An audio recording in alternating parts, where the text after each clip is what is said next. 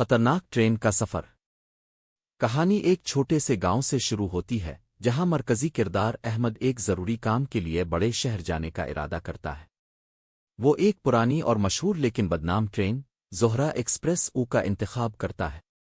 Train کے بارے میں مشہور ہے کہ اس پر حادثے اور پراسرار واقعات کا سایہ رہتا ہے، مگر احمد کو جلدی ہے اور وہ اسے افواہیں سمجھ کر نظر انداز کر دیتا۔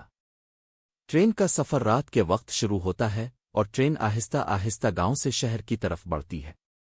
ابتدائی گھنٹوں میں سب کچھ نارمل رہتا ہے، لیکن جیسے ہی رات گہری ہوتی ہے عجیب و غریب واقعات رونما ہونا شروع ہو جاتے ہیں۔ کچھ مسافروں کی عجیب حرکتیں، دروازے کا خود بخود کھلنا بند ہونا اور انجن سے آنے والی خوفناک آوازیں احمد کو پریشان کرتی ہیں۔ سفر کے دوران احمد کی ملاقات کچھ عجیب کرداروں سے ہوتی ہے، جن میں ایک بزرگ شخص، ایک نوجوان عورت اور ایک خاموش مگر خطرناک نظر آنے والا شخص شامل ہے۔ ان میں سے ہر ایک کے پاس اپنی کہانی ہے اور ان سب کا تعلق کسی نہ کسی طرح ٹرین کے ماضی کے حادثات سے ہے۔ ٹرین اچانک خراب موسم میں پھنس جاتی ہے اور گرتی ہوئی چٹانوں کے درمیان آ جاتی ہے۔ احمد اور دیگر مسافروں کو یہ احساس ہوتا ہے کہ ٹرین کو کوئی انجان طاقت کنٹرول کر رہی ہے۔ مسافر خوفزدہ ہو جاتے ہیں اور بھاگنے کی کوشش کرتے ہیں، مگر دروازے بند ہو چکے ہیں۔ احمد اپنی عقل اور بہادری سے کچھ مسافروں کو ہمت دلاتا ہے اور ٹرین کے ڈرائیور کے کیبن تک پہنچنے کی کوشش کرتا ہے۔ وہاں اسے پتہ چلتا ہے کہ انجن کے کنٹرول خراب ہو چکے ہیں اور ڈرائیور غائب ہے۔ وہ اپنی جان پر کھیل کر انجن کو روکنے کی کوشش کرتا ہے۔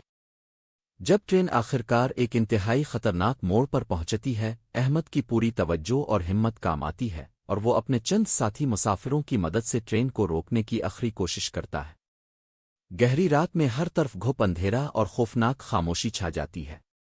احمد کو اندازہ ہوتا ہے کہ اگر یہ کوشش ناکام رہی تو وہ سب کسی کھائی میں جا گریں گے اور ان کی موت یقینی ہے۔ بڑے زور و شور سے ٹرین کو روکنے کی کوشش میں آخرکار احمد کے ہاتھوں کو کامیابی ملتی ہے۔ اچانک بریکی لگتی ہے اور ٹرین زوردار جھٹکے کے ساتھ رک جاتی ہے۔ یہ لمحات ہر مسافر کے لیے زندگی اور موت کے درمیان پل کا کام کرتے ہیں۔ ٹرین رکنے کے بعد ایک لمحے کے لیے خاموشی چھا جاتی ہے اور سب لوگ سانس روک کر اس معجزے کا یقین کرتے ہیں کہ وہ بچ گئے ہیں۔ لیکن اس سب کے باوجود خطرہ ابھی ٹلا نہیں ہے۔ احمد یہ محسوس کرتا ہے کہ یہ ٹرین کسی بھی وقت پھر سے حرکت میں آ سکتی ہے اور اسے جلدی سے کوئی حل نکالنا ہوگا۔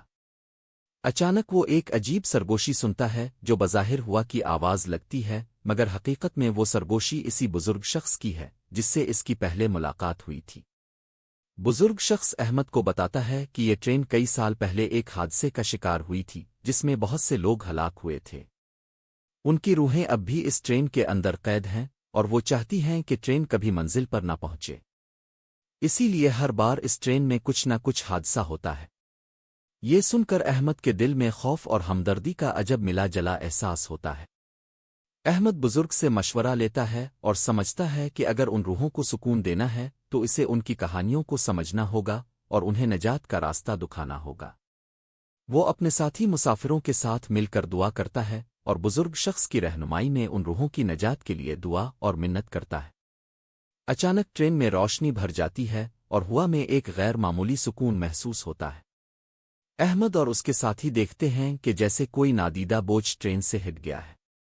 بزرگ شخص مسکرا کر احمد کا شکریہ ادا کرتا ہے اور کہتا ہے کہ اب یہ ٹرین بغیر کسی رکاوٹ کے اپنی منزل پر پہنچے گی۔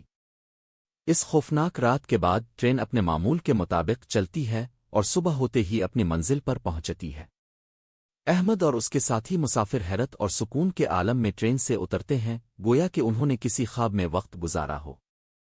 احمد اس تجربے کو کبھی نہیں بھولتا اور اپنے دل میں ان سب لوگوں کے لیے ہمدردی محسوس کرتا ہے جو اس ٹرین میں حادثے کا شکار ہوئے تھے۔ یہ کہانی احمد کے لیے ایک سبق ہے کہ کبھی کبھار ہمیں خوف سے لڑنے اور مشکلات کا سامنا کرنے کے لیے ہمت اور سمجھ بوجھ کا مظاہرہ کرنا ہوتا ہے۔ وہ جانتا ہے کہ شاید وہ دوبارہ کبھی اس ٹرین میں سفر نہ کرے، مگر اس سفر نے اس کی زندگی کو بدل کر رکھ دیا ہے۔ اس پانچویں اور آخری حصے میں کہانی کے تمام کرداروں کو نجات مل جاتی ہے اور اس خوفناک سفر کا اختتام ایک پرسکون صبح پر ہوتا ہے۔